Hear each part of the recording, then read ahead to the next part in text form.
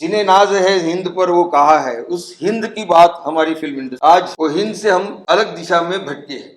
डर का माहौल सभी जगह है आज, इसके बावजूद, और तब भी था, इसके बावजूद वो फिल्म बनी। गुजरात के दंगों के ऊपर परधानिया नाम की फिल्म राहुल ढोलकिया ने बनाई। गुजरात के हत्याकांड के बाद ये फिल्म भारत भर में रिलीज हो गई, सिर्फ एक स्टेट गुजरात में वो फिल्म रिलीज नहीं हो पाई। फिल्म सेंसर सर्टिफिकेशन बोर्ड ने उसको सर्टिफिकेट दिया था, इसके बावजूद वो गुजरात में रिलीज नहीं हुई, क्योंकि बजरंग दल ने सभी थिएटर मालिकों को कहा कि ये अगर फिल्म आपके थिएटर में दिखी तो उसका अंजाम अच्छा नहीं होगा, फिल्म वहां पे नहीं आएगी। बाहर एक झुंड है, उन्माद है, बाहर एक उन्मादी झुंड। तो संविधान की बातें तो सभी करते हैं, प्रधानमंत्री भी करते, सभी करते हैं, मतलब हम भी करते हैं। लेकिन जब असलियत में आती है तो पद्मावत का क्या हुआ आपने देखा, पहले परधानिया का क्या हुआ हमारे सामने है। प्रोपोगंडा वाली फिल्में कम बनी, आज थॉट की जगह पे प्रोपोगंडा ले ली, झूठ फैलाया जाता है। हैरान है, आज डर का माहौल है। ये मैं साफ बताना चाहता हूँ, ये डर का माहौल है। तो आज अगर मैसेज देखेंगे पूरे माहौल का तो ये है, सावधान इंडिया, खामोश भारत। आज भी अगर आप देखें, दुनिया में हिंदुस्तान ऐसा देश है, भारत ऐसा देश है जो सबसे ज्यादा फिल्में बनाता है। हॉलीवुड से भी सबसे ज्यादा फिल्में आंकड़ों में भारत में बनती है। उसमें रीजनल फिल्में हैं, उसमें हिंदी फिल्में हैं, दक्षिण की फिल्में हैं, बंगाल की फिल्में हैं। सबसे ज्यादा फिल्में हम बनाते हैं, लेकिन उसकी जो अर्थव्यवस्था है फिल्म जगत की, उसे हमने एक तरह से अपाहिज बना कर रख दिया है। और उसमें सभी सरकारों का रोल रहा है, अलग अलग सरकारों का रहा है। मैंने हॉलीवुड की बात करी, आप अगर अमेरिका जाएंगे तो करीब 50,000 स्क्रीन्स अमेरिका में, और उसमें फिल्म रिलीज होती है। इसलिए एक अलग तरह से फिल्मों की जो रिटर्न आनी होती है वित्त के रूप में, वो भारी मात्रा में आती है। चाइना अभी आगे गया अमेरिका से भी, वो कुछ 70,000 स्क्रीन बना चुका है। हमारी स्क्रीन लगभग पूरी मिलाकर हिंदुस्तान में 9,000 है। उसमें आधी स्क्रीन दक्षिण भारत में है और बाकी स्क्रीन पूरे भारत में फैली है।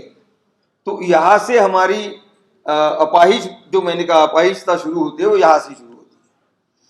फिर भी यहाँ पे अलग बातें की गई, संविधान की, धर्मनिरपेक्षता की, समाजवाद की, और ये हमारी विरासत रही है, स्वतंत्रता आंदोलन की विरासत रही। जो मूल्य मेरे पहले वक्ताओं ने बताए, वो मूल्य लेकर ही फिल्मों की भी दुनिया हिंदुस्तान में शुरू हो गई। अगर आप पुरानी फिल्में देखेंगे तो आपको ये पूरे मूल्य उसमें नजर आएंगे। चाहे वो 2 बीघा जमीन जैसी फिल्म हो, विमल राय की फिल्म थी, से लेकर अमर अकबर अंधेरी तक आ जाए, उसमें हम लोग धर्मनिरपेक्षता की बात करते रहे, इंडस्ट्री बात करती रही। लेकिन एक तरह से ये इंडस्ट्री आर्थिक रूप में अपाहिज थी, अभी भी है। इसलिए जिस मात्रा में लागत लगती है एक फिल्म बनाने को, और उसका रिटर्न जिस मात्रा में आना चाहिए, ये जो प्रमाण है ये पूरा भिन्न प्रमाण है। और इस बोझ के तले पूरी इंडस्ट्री है। और इसलिए आप अगर देखेंगे शुरू से लेकर, ये फिल्म इंडस्ट्री हमेशा पावर के साथ रही है, सत्ता के साथ रही है। तो आज जो हो रहा है वो पहले नहीं होता था, ऐसी बात नहीं है। लेकिन पहले जब वो सत्ता के साथ में थे, तब कुछ मूल्यों की धारणा उसमें थी, जिसके तहत वो ये फिल्में बनाते थे। आपने अलग अलग फिल्में देखी होगी। जिन्हें नाज है हिंद पर वो कहा है, उस हिंद की बात हमारी फिल्म इंडस्ट्री करती थी। आज वो हिंद से हम अलग दिशा में भटके हैं। 20 साल बाद की बात की मैंने, 2 बीघा जमीन की बात की, सॉरी। ये सब बात स्वतंत्रता आंदोलन के जो मूल्य थे, उसको फिल्म इंडस्ट्री ने शुरू की दिनों में काफी उजागर किया। साथ वो पावर के साथ रहे, उसके अलग अलग कारण रहे होंगे, लेकिन उसमें बाद में भारी मात्रा में बदलाव शुरू हो गया। सेंसर बोर्ड आ गया। सेंसर बोर्ड पहले से भी था, लेकिन सेंसर बोर्ड ने उसका नाम सेंसर बोर्ड सही मात्रा में है नहीं। It's a film certification board, जिसको फिल्म को प्रमाणित करना है कि वो किन तरह के दर्शकों के लिए ठीक है। उसे सेंसर बोर्ड का रूप दिया गया और उसमें भी सरकारों की धारणा रही है। 1983 में ये जो डर था, ये सेंसर बोर्ड का जो रूप बना था, फिल्म को सेंसर करने का जो रवैया चला, उसे कहीं थोड़ी सी काबू में लाने के लिए एक एपेलेट बॉडी बनाई गई। उसका नाम था फिल्म सर्टिफिकेशन एपेलेट ट्राइब्यूनल। अगर सेंसर बोर्ड ने कुछ जाति की ज्यादा काटछाट की तो मुझे निर्माता के रूप में मैं जा सकता था एपेलेट बॉडी के पास, और कई सारी फिल्में आप देखेंगे एपेलेट बॉडी के पास गई और वहां से उनको अच्छी तरह से न्याय मिला। वो दर्शकों के तरफ पास चली गई, उन्होंने देखा। कई फिल्में मैं बता सकता हूं। उसके बाद में अगर 2012 का आप जिक्र हो रहा है, पिछले 10 साल का जिक्र हो रहा है, मैं पिछले 10 साल से भी थोड़ा पहले जाऊंगा। एक अच्छी फिल्म बनी और डर का माहौल सभी जगह है आज, इसके बावजूद, और तब भी था, इसके बावजूद वो फिल्म बनी। गुजरात के दंगों के ऊपर एक परधानिया नाम की फिल्म राहुल ढोलकिया ने बनाई। आप में से कई लोगों ने वो देखी होगी या नहीं देखी होगी, या नहीं देखी तो देखिए। गुलबर्ग सोसाइटी नाम की जो सोसाइटी थी, उस पर जो कांड हुआ गोधरा की हत्याओं के बाद, गोधरा के हत्याकांड के बाद, उसमें एक पारसी लड़का, एक फैमिली का, वो गायब हो गया। और दो मतलब उस बेटे के पिता और माता का संघर्ष परजानिया में दिखाया गया। राहुल ढोलकिया ने वो दिखाया। सारिका माता का रूप कर रही थी, नसीरुद्दीन शाह ने पिता का रोल किया था। फिल्म पर ये फिल्म भारत भर में रिलीज हो गई, सिर्फ एक स्टेट गुजरात में वो फिल्म रिलीज नहीं हो पाई। फिल्म सेंसर सर्टिफिकेशन बोर्ड ने उसको सर्टिफिकेट दिया था, हाँ दिया था, इसके बावजूद वो गुजरात में रिलीज नहीं हुई, क्योंकि बजरंग दल ने सभी थिएटर मालिकों को कहा कि ये अगर फिल्म आपके थिएटर में दिखी तो उसका अंजाम अच्छा नहीं होगा। फिल्म वहां पे नहीं आई। उस फिल्म को 2007 में नेशनल अवार्ड मिला। राहुल ढोलकिया को डायरेक्शन के लिए नेशनल अवार्ड मिला, सारिका को अभिनय के लिए नेशनल अवार्ड मिला, लेकिन वो फिल्म आई नहीं।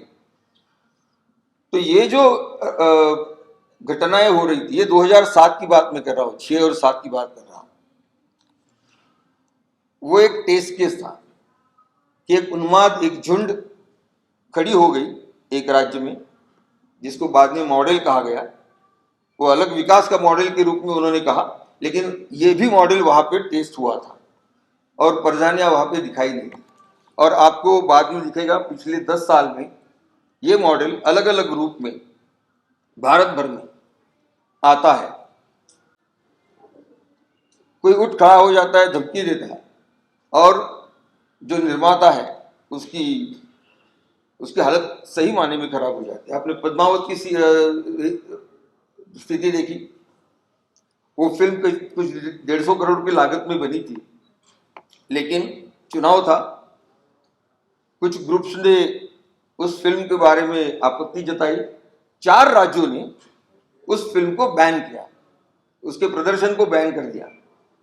सेंसर से मंजूरी मिलने के बाद, सर्टिफिकेशन बोर्ड से मंजूरी मिलने के बाद, सर्टिफिकेशन मिलने के बाद 4 राज्य सरकारें, उसी सरकार की जिसका केंद्र में सत्ता है, उन्होंने बैन की। राजस्थान, हरियाणा, मध्य प्रदेश, छत्तीसगढ़ चुनाव थे, वहां पर चुनावी मुद्दा बन गया। चुनाव के बाद में नाम बदला, ज्यादा कुछ बदला नहीं, पद्मावती से पद्मावत हुआ और फिल्म रिलीज हो गई। सो ये घटनाएं हुई है। सो ये एक नया तरीका सेंसर का अपने समाज में आ गया है। ये कॉन्स्टिट्यूशन से कई दूर है। ये एक तरह का उन्माद, एक तरह का झुंड उन्माद पैदा करता है और फिल्म को सॉफ्ट टारगेट के रूप में देखता है। फिल्म हो या धारावाहिक हो, सॉफ्ट टारगेट के रूप में देखता है और उसके सामने आकर खड़ा हो जाता है। और थिएटर ओनर्स हो या फिल्में चलाने वाले हो, डिस्ट्रीब्यूटर्स हो, वो इस धमकी के आगे पिछले 10 साल में आप देख रहे हो झुकते आ रहे हैं। ये चलता है। मैंने एक बात की थी, सेंसर बोर्ड के बाद अगर मेरे को जाना है तो मैं जा सकता हूँ फिल्म सर्टिफिकेशन अपीलेट ट्राइब्यूनल के पास। 2016 में सरकार एक ऑर्डिनेंस के द्वारा फिल्म सर्टिफिकेशन अपीलेट ट्राइब्यूनल बर्खास्त कर देता है और उसकी जगह पे सिनेमाटोग्राफी एक्ट में FCAT के नाम जगह पे हाईकोर्ट शब्द आ जाता है। यानी अगर मेरी फिल्म को कुछ, मैंने अगर फिल्म बनाई, परजानिया जैसी फिल्म में बनाई मान लीजिए, और सेंसर ने उसे मना किया, तो मुझे अब जाना है हाईकोर्ट के पास। तो मेरा इन्वेस्टमेंट मेरी लगी है, हाईकोर्ट में जाने के लिए कितना खर्चा आता है या कितना समय लगता है आप सभी जानते हो। तो इसलिए अभी ये शुरुआत हो गई है कि ये एबॉलिश करने के बाद कुछ बातें उठाई गई, हमारी संगठनों द्वारा उठाई गई, कुछ विशाल भारद्वाज जैसे इक्का दुक्का जो डायरेक्टर लोग हैं उन्होंने भी इसके बारे में बातें की। लेकिन फिल्म सर्टिफिकेशन अपीलेट ट्राइब्यूनल एक हिस्ट्री बनकर अभी रह गया, वो अस्तित्व में नहीं है। हमें आज किसी भी फिल्म, चाहे वो रीजनल फिल्म हो, चाहे वो हिंदी फिल्म हो या चाहे वो साउथ की फिल्म हो, उन्हें जाना पड़ेगा हाईकोर्ट में। इसका असर ये रहा कि बाहर एक झुंड है, उन्माद है, और यहाँ पे अपीलेट ट्राइब्यूनल की जो कॉन्स्टिट्यूशनल मैकेनिज्म बनाई गई थी 83 में बनी, ताकि सेंसर बोर्ड कुछ भी अपने हाथ में लेकर फिल्मों को काटछाट न करे, उसको खारिज कर दिया गया। तो बाहर एक उन्मादी झुंड और यहाँ पे कानून की जो एक व्यवस्था थी, प्रावधान था, उसका खारिज होना। इसलिए आज जब लिखते समय ही बात शुरू हो जाती है कि अरे इसको टच मत करो, और ऐसे में कई उदाहरण पेश कर सकता हूँ कि ये सब्जेक्ट अगर करेंगे तो सेंसर में काट दिया जाएगा और बाद में हमें हाईकोर्ट जाना पड़ेगा, तो इस सब्जेक्ट को आप हाथ ही मत लगाओ।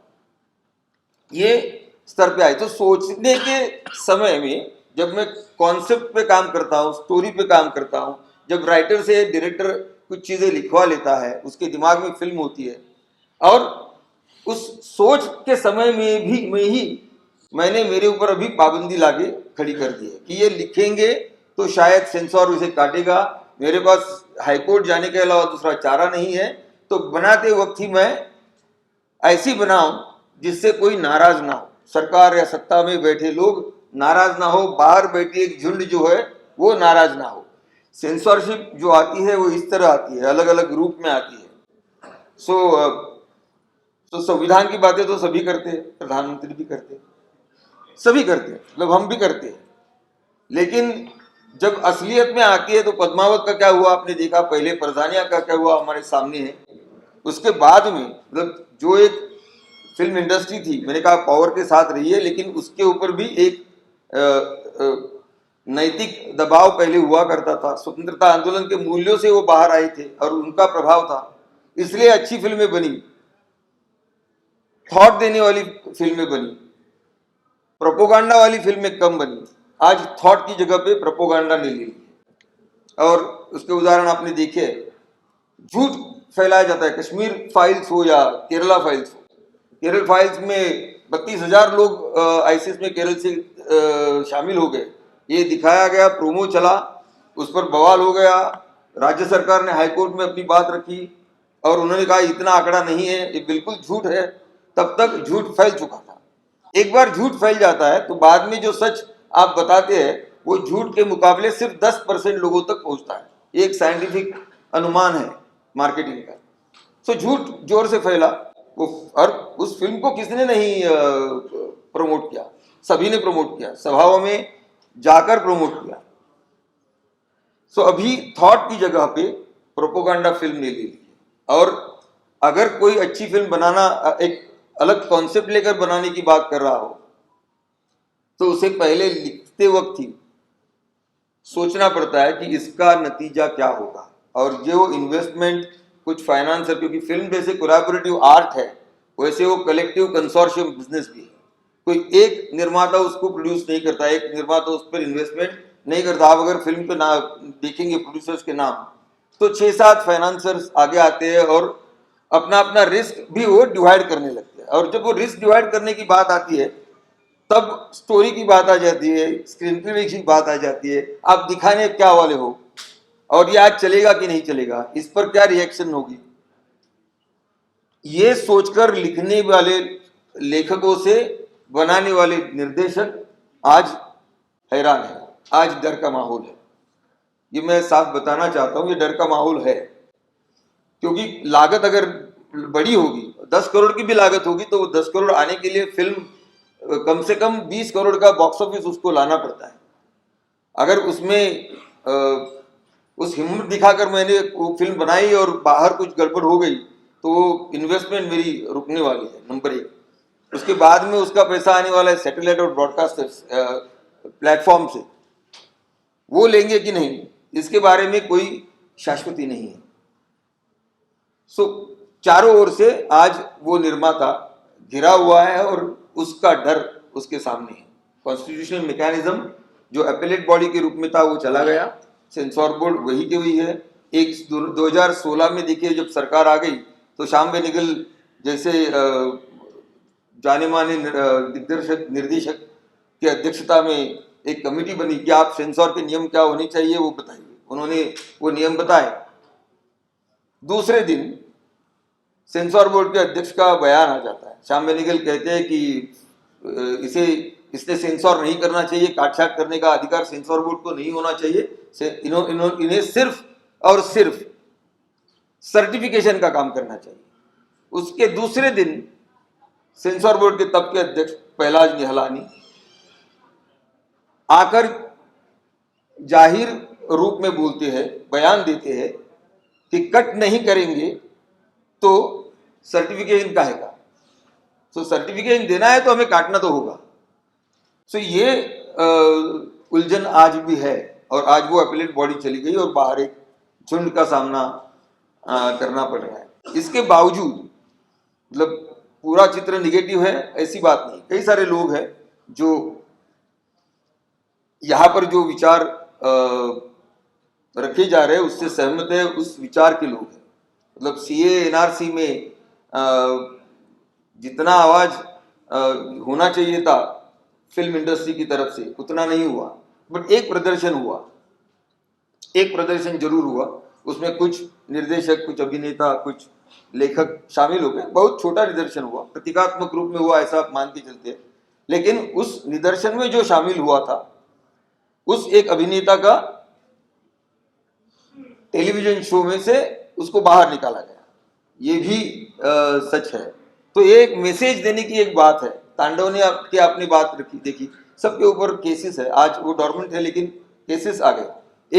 एक ही सीन को लेकर बवाल खड़ा हो गया और उनके ऊपर वो केसेस है। सो एफआईआर जब होता है और नॉन अवेलेबल कलम लगाए जाते हैं, तब एक डर का माहौल, एक सिग्नल दिया जाता है। इस सिग्नल जिस तरह से सिग्नलिंग हो रहा है उससे ये डर का माहौल इंडस्ट्री में जरूर है। इसलिए अगर फिल्म इंडस्ट्री और नॉट ओनली फिल्म इंडस्ट्री, मतलब 2019 का चुनाव था, मैं मराठी की एक धारावाहिक कर रहा था, तब अचानक मेरे पास उस चैनल से एक पन्ना आ गया डायरेक्ट सीधा कि आप